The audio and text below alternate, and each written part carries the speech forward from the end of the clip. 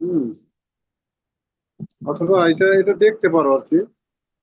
এটা কি বলছে দেখো তো, নিম্নের উপাত্ত অবলিক তথ্য থেকে সমান শ্রেণীব্যক্তি নিয়ে, শ্রেণীব্যক্তি হবে কি সমান, সমান শ্রেণীব্যক্তি নিয়ে কয়টা শ্রেণীতে বিভক্ত করার কথা বলছে? 7টি। না, 6টি। 6টি শ্রেণীতে বিভক্ত করে একটি গণসংখ্যা নিবেশন তৈরি করো। কয়টা শ্রেণীর কথা বলছে? 6টি। 6টি। ছয়টা। স্যার এটা গতকাল তো বুঝাই দিছিলেন, এটা তো করছি, এটা হয়ে গেছে। আমি ওই বাড়ির কাজেরটার কথা বলছি যে 7টি। না না, এটা করানো হয় নাই। আগে যে দুইটা অঙ্ক করাইছি, একটা হলো শ্রেণী ব্যবধান দেওয়া আছে, আর একটা হলো শ্রেণী ব্যবধান দেওয়া নেই। আর এইটা এটা দেওয়া করানো আছে হয় কি? এটা হলো শ্রেণীর সংখ্যা, শ্রেণী ব্যবধান না। 6টি শ্রেণীতে বিভক্ত করে। হ্যাঁ, জি স্যার, কয়টা শ্রেণীতে? শ্রেণীর সংখ্যা হবে কয়টা? 6টি হবে। 6টি। তাহলে আমরা কি করব? সর্বনিম্ন উপাত্ত বের করব এবং সর্বোচ্চ উপাত্ত বের করব। বের করার পরে আমরা চলে যাব কি, পরিসর বের করব। পরিসর, পরিসরের সূত্র কি? 85 সর্বোচ্চ বিয়োগ সর্বোচ্চ বিয়োগ সর্বোচ্চ সর্বনিম্ন। 65। এখন কয়টা শ্রেণীর কথা বলছে? 7টির কথা বলছি, 7টির কথা বলতেছি। 6টি। 6টি। যে কয়টা শ্রেণী বলবে আমরা কত দ্বারা ভাগ করব? যে কয়টা শ্রেণীর কথা বলবে আমরা 6 দিয়ে ভাগ হবে। যে কয়টা বলবে তত দিয়ে ভাগ আর কি। হ্যাঁ, জি স্যার।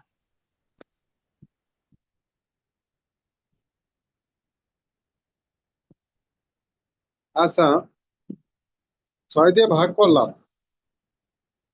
6 দিয়ে ভাগ করার পরে আসছে 10.666, অর্থাৎ দশমিকের ডাইন পাশে যাই আসুক আমরা কি করব?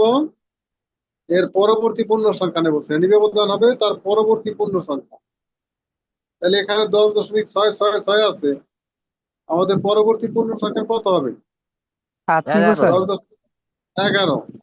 11 শ্রেণী বহির্ভূত পদ্ধতিতে গণসংখ্যা নিবেশনটি তৈরি করা হলো, এবং এক্ষেত্রে সর্বনিম্ন যেটা আমাদের সেখান থেকে শুরু করতে হবে, কারণ এখানে পয়েন্টিং দিয়ে দিয়েছে কি এই কয়টা শ্রেণীতে বিভক্ত করতে হবে। হ্যাঁ, কয়টা শ্রেণীতে? 6টা শ্রেণীতে। 6টি। 6টি শ্রেণীতে। যে কারণে আমরা শ্রেণী ব্যবধান যখন এটা গণসংখ্যা নিবেশন করতে যাব, সর্বনিম্ন যে 21, আমরা 21 থেকে শুরু করবো। আমাদের 20 থেকে দরকার নেই, 21 থেকে। 21 থেকে শুরু করার পরে শ্রেণী ব্যবধান আমরা কত নিলাম? 11।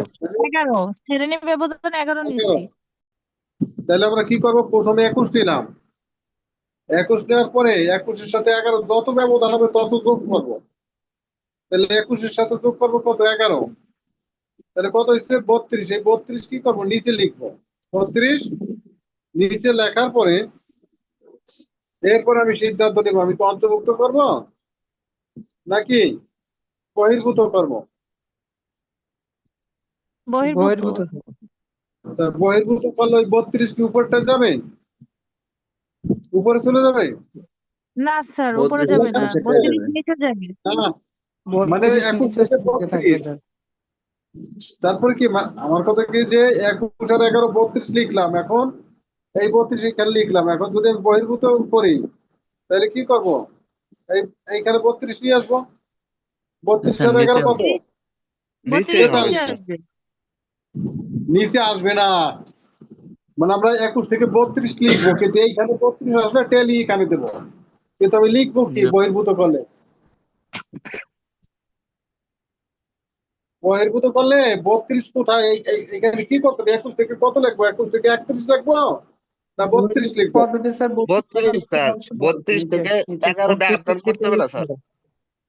হ্যাঁ, 32 লিখতে বলো হবে, তারপরে যে আপনার শ্রেণী ব্যাপ্তন যে 11 সেই অনুযায়ী 43 হবে। 43 এই যে এইটা চলে আসলো, 43 সাথে 11 যোগ করলে 54, এই 54 এখানে আসবে, 54 আর 11 65। এইভাবে আমরা কয়টা শ্রেণী পেলাম এখানে? মোট কয়টা 6টি। শ্রেণী? ছয়টা। 6টা শ্রেণী। ছয়টি। এর এরপরে আমরা এখন টেলি নিব, এখানে 25 কোথায় যাবে, 22 কোথায় যাবে, 21, সে তো ওই আগের নিয়মে, বুঝছো? জি স্যার। জি স্যার। স্যার এই জায়গায় এটা আমার একটা প্রশ্ন আছে। 6টা শ্রেণীর কথা। সুতরাং আমরা 6 দিয়ে কি করবো? ওই পরিসরকে ভাগ করব। ভাগ করব। কিন্তু এইখানে একটা কথা দেখো, আমি যে ব্যাখ্যার মধ্যে কি কি লিখছি দেখো তো। পরিসরের সূত্র কি লিখছি? সর্বোচ্চ উপাত্ত মানস সর্বনিম্ন উপাত্ত। হুম, পরিসর তারপরে কি লিখছি? সর্বোচ্চ উপাত্ত মানস সর্বনিম্ন উপাত্ত প্লাস যোগ 1। 1। মানে পরিসর হলো সর্বোচ্চ উপাত্ত বিয়োগ সর্বনিম্ন উপাত্ত। হ্যাঁ, আর জি স্যার। প্রকৃত পরিসর হলো কি? সর্বোচ্চ উপাত্ত বিয়োগ সর্বনিম্ন উপাত্ত সর্বনিম্ন যোগ উপাত্ত 1। 1। সর্বোচ্চ উপাত্ত বিয়োগ সর্বনিম্ন উপাত্ত যোগ 1। আচ্ছা গেল, এরপরে আমি কি লিখছি? যে কয়টি শ্রেণীতে বিভক্ত করতে বলবে পরিসরকে তত দ্বারা ভাগ করতে হবে। ভাগফল দশমিক সংখ্যা হলে পরবর্তী পূর্ণ সংখ্যা শ্রেণী ব্যবধান ধরতে হবে। তা করছি তো, ভাগফল দশমিক আসছে। জি স্যার। ভাগফল মানে এই যে ভাগফল দশমিক আসছে। জি স্যার। জি স্যার। তাহলে পরবর্তী পূর্ণ সংখ্যা ধরছি 11। জি। জি স্যার। আচ্ছা, এরপরে আমি আবার কি লিখছি? ভাগফল দশমিক সংখ্যা হলে পরিসর নিয়ে করলেই হবে। আর ভাগফল কি দশমিক সংখ্যা না হলে কি করতে হবে? প্রকৃত পরিসর নিয়ে করতে হবে। প্রকৃত পরিসর নিয়ে করতে হবে। হ্যাঁ, সর্বনিম্ন যে সংখ্যা আছে সেখান থেকে কি শুরু করতে হবে। এখন দেখো, যদি দশমিক না আসে তাহলে কি নিতে হবে?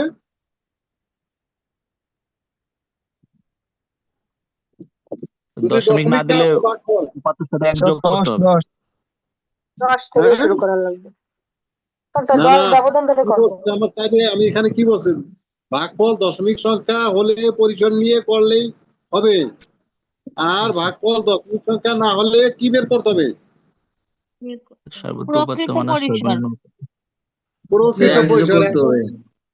এখন যদি এইটা বলতো কি, এইটা বললো 8টা, এই তো 6টা শ্রেণী বলছে, এখন বললো যে জি। 8টা শ্রেণীতে বিভক্ত করো।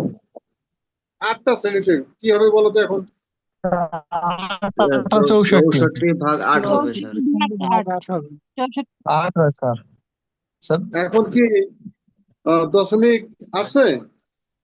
না স্যার। না স্যার, না খালি স্যার। 8 আসছে। নেই, তাহলে কি শুধু বের 8 করতে হবে? স্যার এটার সাথে 1 যোগ করতে হবে। তাহলে প্রকৃত পরিসর করতে হবে। প্রকৃত পরিসর, পরিসর না লিখে আমরা কি লিখবো? প্রকৃত প্রকৃত পরিসর।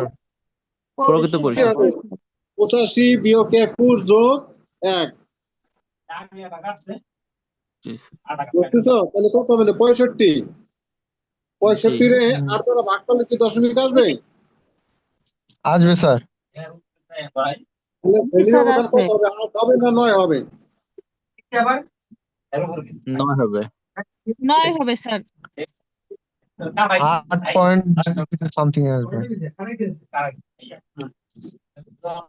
তাহলে কত 9 হবে তো? জি স্যার। বুঝতেছো এটা আমি কি বললাম এটা? অর্থাৎ জি তাহলে স্যার, আমরা কি বুঝতে পারছি। এখানে পরিসর আগে লিখবো না আমরা আগে ক্যালকুলেটরে ভাগ দিয়ে দেখবো যে 85 বিয়োগ 21 যদি হয়, হ্যাঁ, এটা ক্যালকুলেটরে নিয়ে 6 দিয়ে ভাগ করলাম, দেখলাম যে না দশমিক আসে, তাহলে আমরা পরিসর লিখবো। যদি 8টা শ্রেণীতে বলতো তাহলে আমরা ক্যালকুলেটরে কি 85 বিয়োগ 21 দেবো, 64 তারে 8 দ্বারা ভাগ করবো। এখন 8 দিয়ে ভাগ করলে কি আসবে? দশমিক দশমিক আসবে। আসবে? দশমিক মানে 8 দিয়ে ভাগ করলে তো কি দশমিক আসবে? না স্যার। না স্যার। তাহলে ক্যালকুলেটর কি বলে দিল আমাদের কি করতে হবে? ভাগ করলে দশমিক আসবে। প্রকৃত প্রকৃত পরিসর লিখবো আমরা, ঠিক আছে? এটা একটা শ্রেণীতে বলে। কথা বুঝছো কিনা? জি স্যার। জি স্যার, বুঝছি। বুঝতে পারছি। আচ্ছা, তাহলে আমি 3টা নিয়ম দেখাইলাম। গণসংখ্যা নির্বাচনের 3টা নিয়ম। একটা হলো কোনো টেনশন নাই, বইলে দিতেছে 10 শ্রেণী ব্যবধান নিয়ে, তাহলে সর্বনিম্ন বের করব, সর্বোচ্চ বের করব, এরপর লিখবো 10 শ্রেণী ব্যবধান নিয়ে গণসংখ্যা নির্বাচনটি তৈরি করা হলো। পারা যাবে এটা? জি স্যার। স্যার একটা প্রশ্ন জি স্যার। হ্যাঁ বলো। স্যার, এই যে আমরা বহির্ভূত যে পদ্ধতি করছি গতকাল, তো আমরা তো 20 ব্যবধান ধরে করছি বহির্ভূততে, কিন্তু আজকে তো 21 ধরছি কেন স্যার? হ্যাঁ আগেও তো সর্বনিম্ন উপাত্ত তো 21 ছিল আগের অঙ্কে, তো আমরা তো হ্যাঁ 20 ধরে করছি শ্রেণীভিত্তিতে, আবার কিন্তু প্রশ্ন আজকে করো, আমরা প্রশ্ন করো। জোরে বলো, শোনা যায় না। বলছি স্যার, আমরা তো এতদিন এই যে বহির্ভূত অঙ্ক করছি, এই যে গতকালকে রাত্রেও করলাম, তো আমরা তো শ্রেণীভিত্তিক জায়গা 20 ধরে করছি, সর্বনিম্ন উপাত্ত ছিল 21, এই অঙ্কটাই আমরা 20 ধরে করছি, কিন্তু আজকের অঙ্কটা আমরা 21 ধরছি 10 ব্যবধানে। এটা কি আমি ধরতে করলাম হবে স্যার? কেন? জি 21 স্যার, ধরতে বলেন। হবে কেন? এখানে তোমার হ্যাঁ, বাইন্ডিংস দিয়ে দেয় নাই। আর তোমার বাড়িতে ধরো মেহমান আসলো, হ্যাঁ এই যে এখানে যে কয়জন মেহমান আছে, 45 জন মেহমান আসছে, হ্যাঁ? এখন বইলে দিছে কি, এদের 6টা টেবিলে তোমার বসাইতে হবে।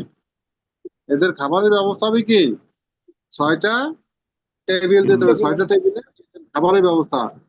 এখন তোমার মেহমান কে এখানে 21 নিমন্ত্রিত মেহমান, কিন্তু 20 এলা কি তোমার নিমন্ত্রিত মেহমান?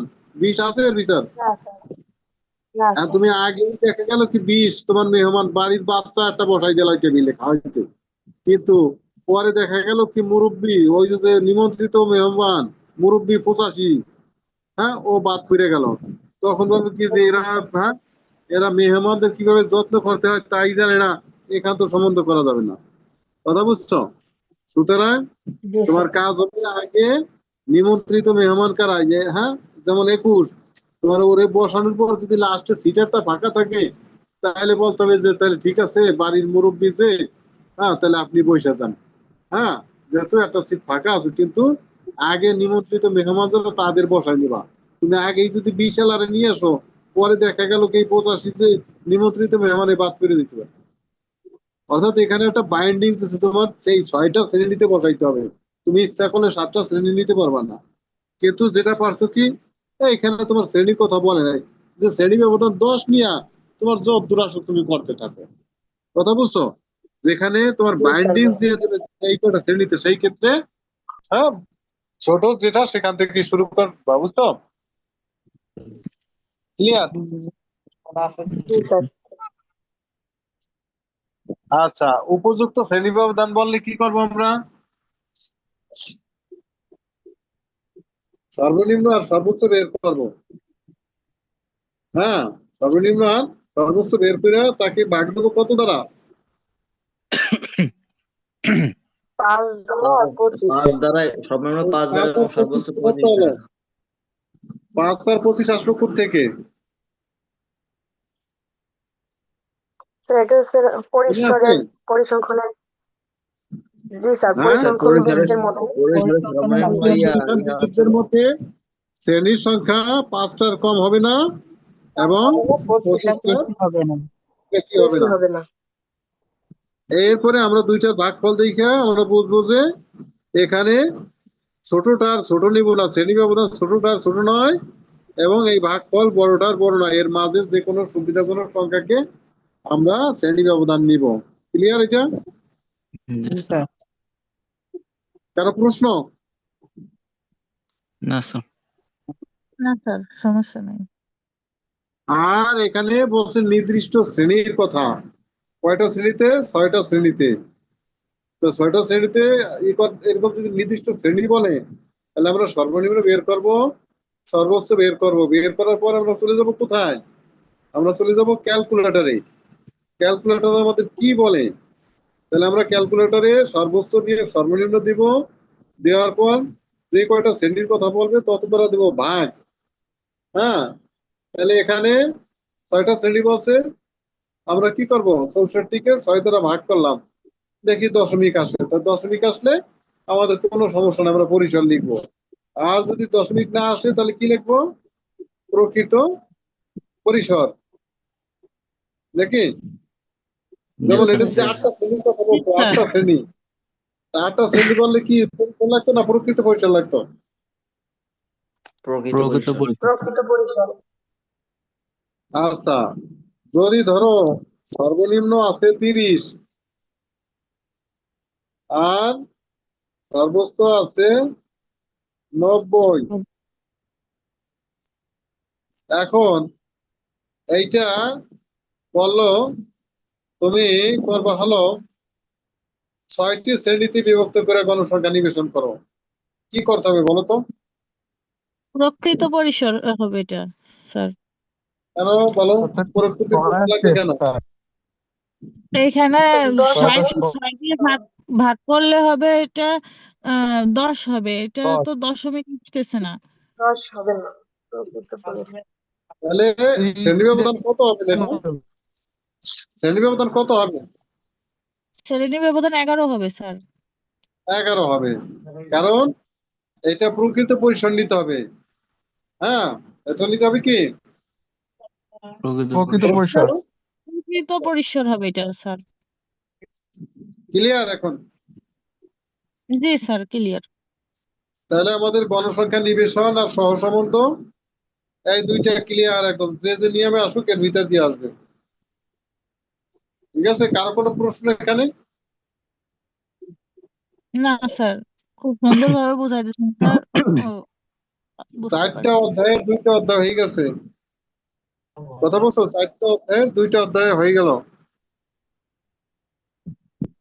কারো প্রশ্ন নেই? না না স্যার, সমস্যা নেই।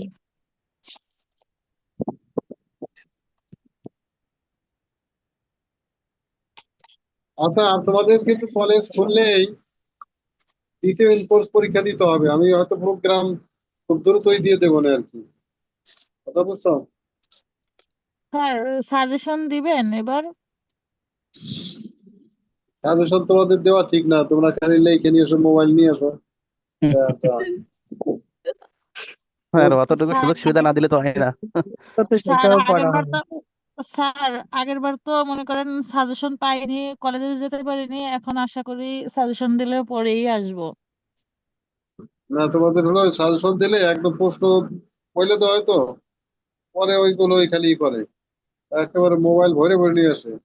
স্যার হ্যাঁ, আনবো না রে, সাজেশন দিয়েন স্যার আনবো না রে। স্যার, এবার আনবো না স্যার, এবার পড়াশোনা করে সামনের বেঞ্চে যে বসবো করেন স্যার, সাজেশন দিয়েন। না তোমাদের তো চাই যে আমরা যাতে তোমরা ভালো করতে পারো, কিন্তু মোবাইল দেখে লিখে তো তুমি ভালো করতে পারবে না। ঠিক না আছে? এবার সুযোগ দিয়েন। স্যার এবার আচ্ছা, মোবাইল দেখে লিখবো না, সামনের বেঞ্চে যে বসবানি স্যার, সাজেশন দিয়েন। সামনের বেঞ্চের কয়জন ধরবে?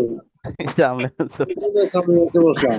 হ্যাঁ, আরে নাকি? বাস করে আসছে সবাই সামনের বেঞ্চে বসবো। আচ্ছা, তাহলে তো তাহলে খুঁজেই এখন পাওয়া আমরা যাবে না রে। দেখি কেন্দ্রীয় প্রবণতা। হ্যাঁ, এই যে একটা অধ্যায় কেন্দ্রীয় প্রবণতা। হ্যাঁ, এটা হলো কেন্দ্রীয় প্রবণতা।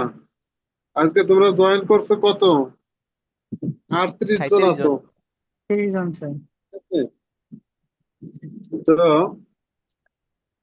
কেন্দ্রীয় প্রবণতা, কেন্দ্রীয় প্রবণতা কি? যদি আমরা কোনো নিবেশনের দিকে লক্ষ্য করি তাহলে দেখবো কি অধিকাংশ তথ্যেরই কি কেন্দ্রে যাওয়ার একটা প্রবণতা বা ঝোঁক। যেমন এইখানে দেখো গণসংখ্যা কোন দিকে বেশি আছে, উপরের দিকে না নিচের দিকে না মাঝের দিকে? গণসংখ্যা স্যার মাঝের দিকে। মাঝের দিকে, অর্থাৎ কেন্দ্রের দিকে আসার একটা প্রবণতা। অর্থাৎ আমরা কোনো নিবেশনের দিকে লক্ষ্য করলে দেখতে পাই যে অধিকাংশ তথ্যেরই কেন্দ্রে যাওয়ার একটা প্রবণতা বা ঝোঁক, যে কারণে একে বলা হয় কি কেন্দ্রীয় কেন্দ্রীয় প্রবণতা। প্রবণতা, অর্থাৎ কেন্দ্রে যাওয়ার চিন্তা, মাঝামাঝি যাওয়ার একটা চিন্তা। ঠিক আছে? তো এই যে যে মানে যে পরিমাপ গুলোর মাধ্যমে এই কেন্দ্রীয় প্রবণতা পরিমাপ করা হয় তাকে বলা হয় কেন্দ্রীয় প্রবণতা পরিমাপ। এটা আছে কয় প্রকার? কেন্দ্রীয় প্রবণতার পরিমাপ কয় ছয় প্রকার। ছয় প্রকার স্যার। প্রশ্নে আসে যে কেন্দ্রীয় প্রবণতার পরিমাপ কয় প্রকার? তোমরা লিখবা ছয় 6 প্রকার।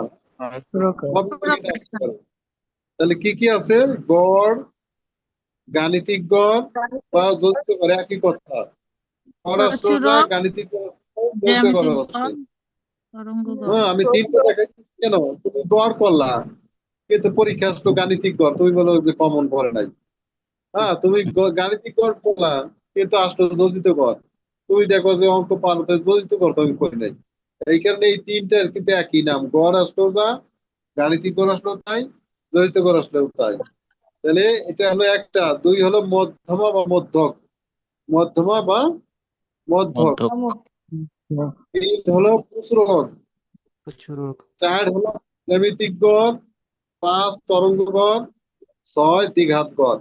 এই লাস্টের তিনটা অঙ্ক তোমাদের পড়া লাগবে না, কিন্তু যদি বলে কয় প্রকার, 6 প্রকার, সেটা কি কি প্রকার। সেটা লিখবা। অঙ্ক করা লাগবে প্রথম তিনটা, গড়, মধ্যমা এবং প্রচুরক। প্রচুরক। আচ্ছা, আমাদেরকে প্রথম তিনটি অর্থাৎ গড়, মধ্যমা, প্রচুরক, এই অঙ্কগুলো করতে হবে। এখন গড় কাকে বলে? গড় বা গাণিতিক গড় বা যৌথ গড় কাকে বলে? কেন্দ্রীয় প্রবণতা পরিমাপকগুলোর মধ্যে সবচেয়ে গুরুত্বপূর্ণ পরিমাপ হলো গাণিতিক গড় বা যৌথ গড়, অর্থাৎ এই ছয়টা, এই ছয়টার মধ্যে সবচেয়ে গুরুত্বপূর্ণ কোনটা? গড়, এই ছয়টার গাণিতিক গড় বা প্রকৃত গড়। মধ্যে এখানে তোমাদের ক বিভাগের যে কোনো একটা প্রশ্ন কিন্তু এখান থেকে আসে যে কেন্দ্রীয় প্রবণতার পরিমাপ কয় প্রকার? 6 প্রকার। আবার আসতে পারে যে কেন্দ্রীয় প্রবণতার সবচেয়ে গুরুত্বপূর্ণ পরিমাপ কোনটি? গাণিতিক গড় বা যৌথ গড়। ঠিক আছে?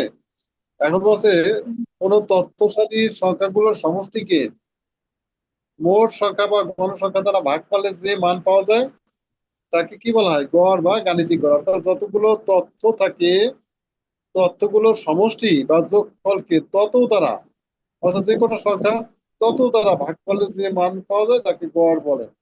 যেমন এটা কোন সিরিজের অঙ্ক? দেখো তো 5, 6, 7, 8, 9, এটা কোন সিরিজের? সাধারণ সিরিজ। সাধারণ সিরিজ। তাহলে আমরা কি করি? গড় করতে হলে এই করে যোগ দেই, করে যোগ দিলাম, জি স্যার। যোগ দিলাম। কয়টা সংখ্যা এখানে? 5টা পাঁচটি সংখ্যা, সংখ্যা। ভাগ দিলাম 5টা, তাহলে এই গড় হয়ে গেল। তাহলে কি গড় কাকে বলে? যতগুলো তথ্য থাকে, তথ্যগুলোর সমষ্টিকে কি তত দ্বারা ভাগ করলে যে মান পাওয়া যায় তাকে গড়। গাণিতিক গড় বলে। ক্লিয়ার এটা? জি স্যার। গড় কত? জি স্যার। যেমন 5 জন লোকের বয়সের গড় কত? তাহলে 5 জন লোকের বয়স আগে যোগ দেবো, তাহলে 5 দিয়ে ভাগ দেবো। হ্যাঁ? জি স্যার। আচ্ছা, এরপরে মধ্যমা বা মধ্যক। কোন তথ্য সারির মানগুলোকে ঊর্ধ্বক্রমে বা নিম্নক্রমে সাজানোর পর মাঝামাঝি যে মানটি অবস্থান করে তাকে মধ্যমা বলে। অর্থাৎ মধ্যমা তথ্য সমূহকে সমান দুইটি ভাগে ভাগ করে। একদিকে থাকবে মধ্যমা থেকে ছোট সংখ্যাগুলো, আর একদিকে থাকে মধ্যমা থেকে বড় সংখ্যাগুলো। বড় সংখ্যাগুলো। মধ্যমা তথ্য সমূহকে কয়টা ভাগে ভাগ করে? দুইটা ভাগে ভাগ করে। একদিকে থাকবে মধ্যমা থেকে ছোট সংখ্যা, আর একদিকে থাকে মধ্যমা থেকে বড় সংখ্যা। বড় সংখ্যা। মধ্যমা যদি আমাদের করতে হয় তাহলে তাদেরকে কি করতে হবে? সাজাইতে হবে, ছোট থেকে বড় ক্রমে সাজাইতে হবে। সাজানো, এটা কি করে? মাঝে যে সংখ্যাটা থাকে সেটা মধ্যমা। তার মানে মধ্যমা তথ্য সমূহকে সমান দুইটি ভাগে ভাগ করে। একদিকে থাকে মধ্যমা থেকে ছোট সংখ্যাগুলো, আর একদিকে থাকে মধ্যমা থেকে বড় সংখ্যাগুলো। আর প্রচুর মানে যা প্রচুর পরিমাণে থাকে, যা বেশিবার থাকে, সেটা হলো প্রচুরক। যেমন এখানে দেখো, হ্যাঁ, যেমন এই যে মধ্যমাটা কি বলছি, মধ্যমা সাজাইছি 4, 5, 6, 7, 8, 9, না? এখানে সাজানোর পরে মাঝে কোনটা আছে? 8 আট। তাহলে মধ্যমা মাঝে কত? মধ্যমা 8। দেখো তার মধ্যমা পাশে 4। তার আগে কি ছোট সংখ্যাগুলো আছে? মধ্যমা থেকে ছোট আছে, 4, 5, 6 ছোট। আর ডান পাশে মধ্যমা থেকে বড় সংখ্যাগুলো আছে। জি জি স্যার। স্যার। জি স্যার আছে। আচ্ছা, প্রচুরক স্যার কি? এখানে 7টি সংখ্যা আছে বিধায় আমরা 8 ধরতে পারতেছি, যদি 8টি সংখ্যা থাকতো তাহলে আমরা কত ধরতাম? তাহলে মাঝে দুইটা যোগ করবো, মাঝে তাহলে দুই দিয়ে দুইটা ভাগ যোগ করবো। করে 2 দিয়ে ভাগ করতে হবে। মাঝে দুটো যোগ করে 2 দিয়ে ভাগ করলে এটা চলে আসবে। আমি দুইটা ভাগ করে দেওয়ার প্রাথমিক একটা অংশ ধারণা এটা। দিচ্ছি, আমি সে অঙ্কে যাবো, বুঝছো? আমি জাস্ট মধ্যমা কি পুস্তক কি সেটা বুঝাচ্ছি। হ্যাঁ, এরপরে আমরা জি আরো স্যার। আরো ডিটেলসে যাবো, ঠিক আছে? পুস্তক স্যার, কথাটির অর্থ কি? বেশিবার।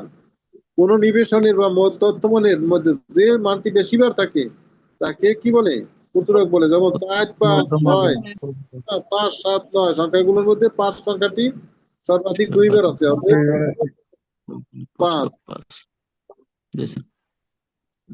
তার মানে কি এই মধ্যমা গড় মধ্যমা পুস্তক সম্পর্কে প্রাথমিক একটা ধারণা তৈল যে গড় কি, জি জি স্যার। স্যার। মধ্যমা কি, পুস্তক কি। পুস্তক হলো যা বেশি বার থাকে, মধ্যমা হলো মাঝখানে থাকে, আর গড় হলো যে কোনো সংখ্যা থাকবে সেগুলো যোগ দেবো, যোগ দিয়ে তত দ্বারা ভাগ করবো, তাই না?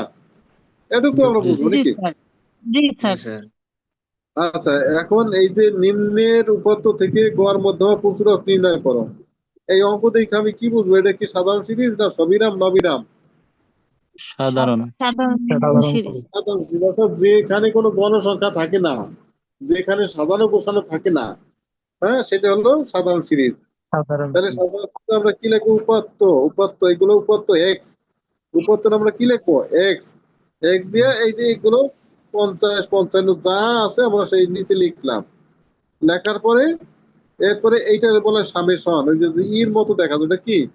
সামেশন। সামেশন বা যোগফল। সামেশন। মানে এইগুলো যোগ করতে বলছে। সামেশন বলতে কি? এইগুলো যোগ করো, এই প্রত্যেকটা এক্স, অর্থাৎ সামেশন এক্স মানে এইগুলো যোগ করো। যোগ করে কত হয়েছে? 485। 85। এখানে এন কত? এন মানে কি কয়টা সংখ্যা আছে? 9টা। 9টা। তাহলে গড়ের সূত্র কি? আমরা যেমন সাধারণ এই ক্লাস 4 এর গড় কি? 4 এর গড় 485 কে 9 দিয়ে ভাগ দেবে, হলো ক্লাস 4 এর গড়। ওখানে এক্স ছিল না, এন ছিল না। তাহলে 485 সমান কি আছে? 485 সমান কি এখানে? Summation x. Summation x. এই যে সেই সামেশন এক্স লিখলাম। আর এই 9 সমান কি? এন। তাহলে এন। এই 485 টা ভাগ দিলাম কি 9 দ্বারা, তাহলে কি সামেশন এক্স ভাগ দেবো কত দ্বারা? 9 দিয়ে। এটা হলো সূত্র। আর এটার এই যে জি এক্স স্যার। বার, গড়ের প্রতীক কি? গড়ের প্রতীক কি? X bar. এক্স বার হলো কি? গড়। তাহলে সূত্র গড়। কি? এক্স বার সমান কি? Summation x by n. তো সামেশন এক্স সমান কত? 485। এন হলো কি? 9। ভাগ করলে 53.888 সমান 53.89। দশমিকের ডান পাশে আমরা 3 ঘর নিব। তৃতীয় ঘরে যদি 5 থেকে 9 এর যে কোনো একটা থাকে, 5 থেকে 9 এর যে কোনো একটা থাকলে আমরা দ্বিতীয়টার সাথে 1 যোগ করবো। আর যদি 5 এর ছোট থাকতো তাহলে আর 1 যোগ করতাম না, 8 লিখতাম। হ্যাঁ, এখানে প্রতি বর্ণনা দিব যে এক্স বার সমান কি? গড়। যদি প্রশ্নে আসে গাণিতিক গড় নির্ণয় করে এক্স বার সমান, যদি যোজিত গড় আসে এক্স বার সমান যোজিত গড়। সামেশন কি? সমষ্টির প্রতীক। এক্স হলো কি? উপাত্ত, আর এন হলো মোট উপাত্ত।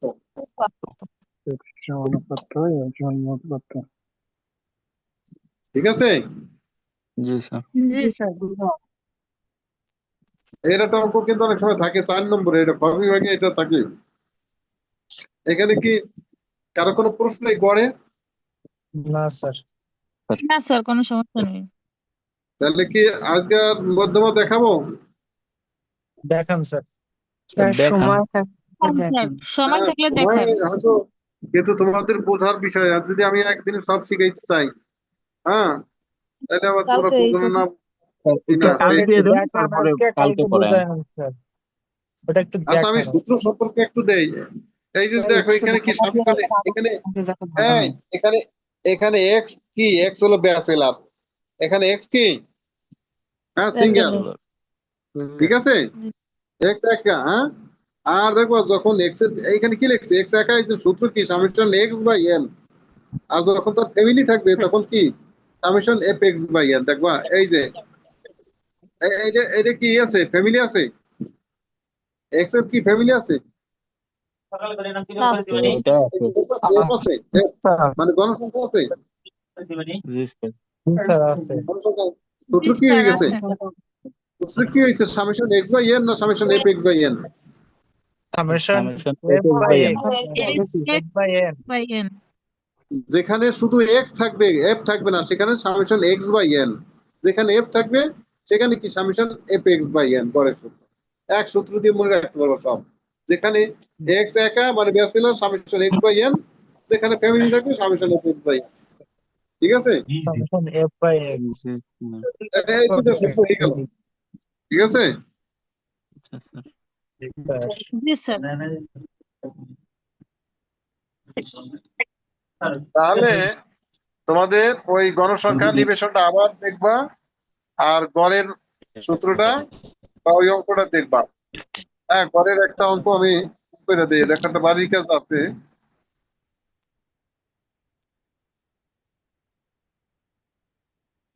এই দেখো উপরে, হ্যাঁ উপরে না, ওটা ওটা তো করানো আছে, ওটা তোমাদের যে নিয়মে দেখাবো শুধু সেইটাই করবে। এই যে এখানে দেখো একেবারে নিচে, হ্যাঁ একেবারে বাড়ির কাজ, এই দুইটা অঙ্ক করবা, শুধু গড় করো।